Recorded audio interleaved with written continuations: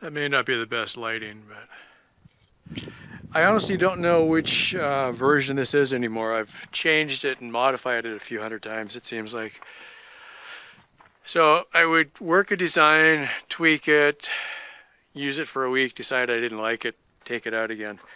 There's designs that never even got video, I'm pretty sure. What I come up with here, see if I can do this without falling, step on a stool. I'm gonna call it half of a teardrop. Is kind of what the effect I was thinking of. So I've closed in the back and half and the side, okay? But from the middle, at the moment it's open. What I'm planning to do is I've got some of this bubble wrap, I've also got some Harbor Freight moving blankets, I've got some tarp. Haven't decided exactly what I'm going to use yet, but I'm going to do a soft side curtain on this side and then leave the other sides hard. And I've got the option now, I can do insulation inside. I'm shooting this blind, I can't really quite see it, but anyway, it's basically 2x2s, 2x4s, OSB. Okay. This is one I learned from that project. Leave a gap here so you got room to actually close the tailgate and not slam your hand in it. That's useful. Eventually you learn, but I cut the last one really tight. And I think I had to trim it back because I got the whole thing built and couldn't close the tailgate. I was pretty sad about that. Couple of details that I thought turned out pretty well. I'm not sure if this shows it or not, but this 2x4 here goes all the way to the front. And I cut a long angle on it to match that. Because I was trying to think how I was going to do a joint up there. Then I realized I could just do it in one piece. A lot of these pieces are scraps that were just found in the scrap pile. This is the only full-length 2x4 I cut down, I think. No, I think there's one other. I couldn't find a long enough scrap for something. This ends up being 8 degrees just because. And on some of that, like here, I matched the 8 degrees, and also this piece was supposed to go here, and that fouled the tailgate. The other degrees, or whatever, this is about a 20 degree, and I set that up. I did a cut there. You can see it better on this piece. This is going to stay here. That outer edge is 20 degrees also. So I did that on the table saw. Now what I'm going to do, I'm going to leave this side as it is, which is hinged. So I think these showed before, but what I did, I just took a couple little scraps of wood. That's a T-nut, and I kind of threw some glue on that so I could spin that on really quick. So when I'm driving, this side will be down, and this took me a while to figure out. I kept thinking, man, I think I can do this, but I wasn't sure. I'm going to have some visibility out the back window still. If I'm doing a lane change to this side, with this down, I've got really good visibility out this side. When I'm doing a lane change to the driver's side, I don't look back here anyway. I look out of here.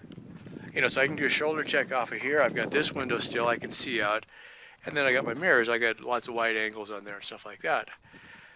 I used to have an Astrovan that had 0 back windows at all. I mean, no side windows, no back door windows. It was just the driver window, passenger window, and the windshield. That was it. There was no other windows. So you just kind of get used to it, right? So you just kind of learn not to lane change if you think somebody's beside you, and that's about it. This is not super tight. A lot of this, okay, this piece and this piece are 2 separate pieces, and the one that goes across and this piece are all 5-foot shelves that I had cut that I never used. A couple things to look for if you ever do something like this. Chevy trucks, at least, are not straight. They taper towards the back. So this piece is full size, and then I cut a wedge out of the back corner. Can't really tell. But this isn't a square line anymore to account for the angle. You can kind of see the green paint here, and green paint and green paint and green paint. And then I cut a wedge out of the middle here. You can kind of see there's an air gap, not totally tight. don't really worry about it too much. And then that piece up on the top, this was just an arbitrary, I had a piece that was that size, I didn't cut it. So I used it on the original, the first mock-up. And once I got this part done, I just left it. All right. So this way you kind of got a front that is always going to cover things, you know, so I'll have a little bit of protection if I get some rain up front, regardless. Although, frankly, most of the time here you get sideways rain, so it doesn't really matter anyway. I'm not going to close this in at all. One of the things I'm looking at, I'm probably going to do this. I haven't quite figured out how I want to do it yet. I do have holes already from the last time I did it, but I've got a couple batteries. This one I'm going to take back for a core to get replacement. There it is. I'm going to take that back and get a replacement, or, you know, buy a new battery. All of my batteries out here on the ranch are just wiped out. So what I'm looking at, though, is I don't spend very much time out here, so I don't really need batteries here. What I do need is batteries in the truck, so I can run laptops in the truck without idling all the time. Because there's times, a lot of times I'm going to the library if they're open when I'm off, but if I have a day where I work all day and then I get off about the time they close, I can't use it. So I'm sitting in the truck. I could be doing something. So I'm thinking I'll probably build a battery box up in the front corner. And then my cooler will sit back here, and I've got some odds and ends that fit underneath here. My spare tire is there. And that actually, it just fits. It's tight, but it fits. And I've got enough room. I've tried it already. With the tailgate down, I can pull the bed out over the tire and not have to move the tire. Or I also tried this once, and it did work. I was able to disassemble the army cot inside the bed, truck bed, and then pull it out through the side. So that worked out pretty good too. Anyhow, I think this is going to be my basic setup for this winter. Obviously there's a gap there. All I got to do, and I did this on the last one, take some of the bubble wrap insulation and staple it across the back and let it hang down a little bit, and then we're done. You know, I got an air gap there. I'm not going to worry about that. I'm going to just go around, probably bubble wrap, and just seal it, everything. You know, kind of just go over everything. That amount of space, my body heat will warm it up pretty quickly, because I slept really well in that. And this is way less than half because it's lower, right? I don't even come up to the top of the bed. In fact, I was careful about that. That was one of my dimensions, not to block that third brake light. So I don't have to run additional lighting now.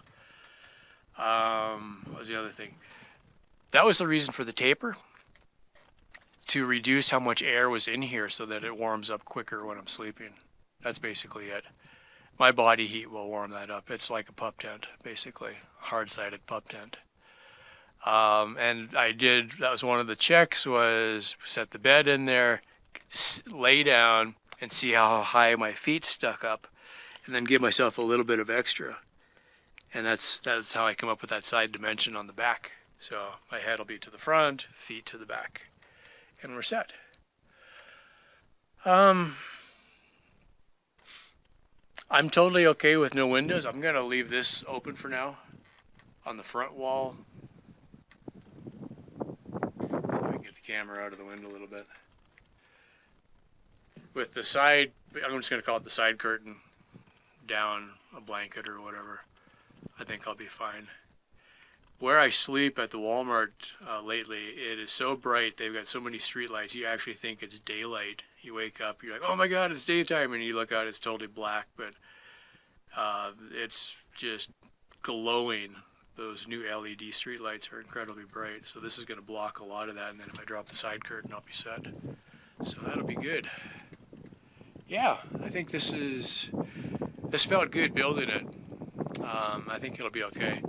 The air should just slide right over the top. I don't think it's going to catch much wind. And this part I've already had on there for a while. And I think these whistle a little bit when I'm driving because they catch a little bit of air, but it's not too bad. And, you know, that way I can... This folding up the sides works so good because you fold that up and then you feel like you got a little bit of privacy. you know, the person walking past you doesn't see you're in there necessarily. That was kind of the idea. This could actually go up higher. These pieces were pre-cut shelves that were made from leftover wood. That's why they are what they are. I was going to make more shelves, and I realized I didn't need any more, and these are already cut, and I didn't want to go buy any more wood. So basically, this entire project in all of its versions is made with wood that I had on hand and screws and everything that I had on hand. None of this is glued. I can still take it apart if I decide to. One thing I'm aware of, the water tank. I can't haul the water tank with the way that is right now with the back wall. So that's a problem, except since I don't spend much time out here, I don't really need water right now. So I'm not going to worry about it, basically. It is what it is. I think it'll work. I've got enough visibility out the back, I think. I'm not going to worry about it. Yeah. Oh, one last thing. I was looking at this as a possibility. I could cut a window in here. Yeah, if I really feel like I'm missing it, I could cut a window and put plexiglass there. And I was looking at one idea. This is kind of how I came up with this. If I did a glass panel back here, like a skylight, I would be able to see out of it, but the distortion would be pretty bad. But I was actually looking at this like a hatchback, you know, to make the whole back lift up. But I didn't like that idea for a few reasons. It would be heavy, it'd be awkward, and then I realized I could leave the side open instead. And again, I mentioned teardrop. What got me thinking about this was I kind of was looking, could I make a teardrop trailer, essentially, that was on the back of the truck, right? So that's kind of what I was looking at.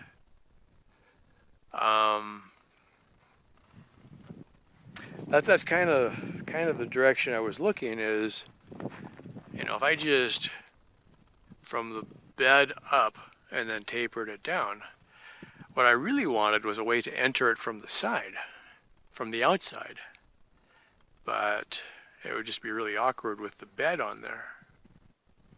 I actually did look at, this is an idea I'm looking at for later, take the whole bed off and build a flat bed, and then build the teardrop style sleeping compartment that would sit on top of the flatbed. That would be the advanced class, and I honestly don't have the time right now to take on something like this. This guy I knocked out in about 3 hours, so this version, you know, that's kind of it. It was, you know, the fold-up sides, the side rails, the front, and then I added and took off. You know, it's 4 weekends worth of work, but today was, what, 4 hours. Note to future self, I think this would be kind of cool. Either do it myself or have it made. What I'm thinking is run a zipper and grommets all the way along the top edge, or grommets, right, such that it could be removed and attached pretty easily. So make a long zippered out panel that goes all the way down the side that I could then replace. One would be with a screen, one would be with a window, one would be insulated, right? Kind of think about that. So if I had grommets, I could run bolt holes and bolt it to the side on that 2x4.